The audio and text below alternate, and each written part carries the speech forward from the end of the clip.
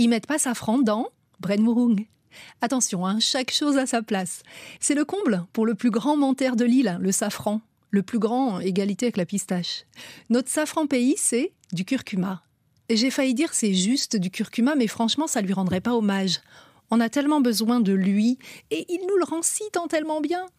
D'abord, pour nos caries.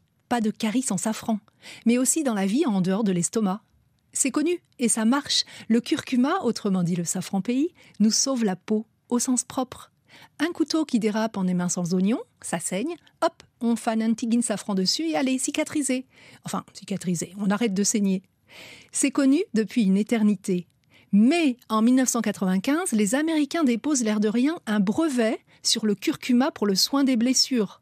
Les Indiens la prennent et protestent. On sait ça chez eux depuis le temps longtemps de l'Ayurveda. Et toc, débouté, brevet annulé. Non mais... Le safran pays, ailleurs on l'appelle safran des Indes. On en cultive là-bas depuis l'Antiquité. En Chine aussi en vérité. Mais on l'appelle pas safran chinois.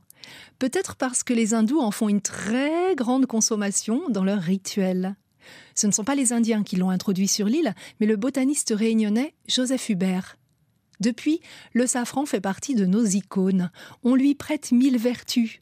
Du terroir, il développerait des super pouvoirs. Antioxydants, nous épargnant tous les maux, et les pires. Suffirait juste d'en manger très très souvent. Mais de là à en mettre dans les braides, non, non, non. Ça même, la Réunion.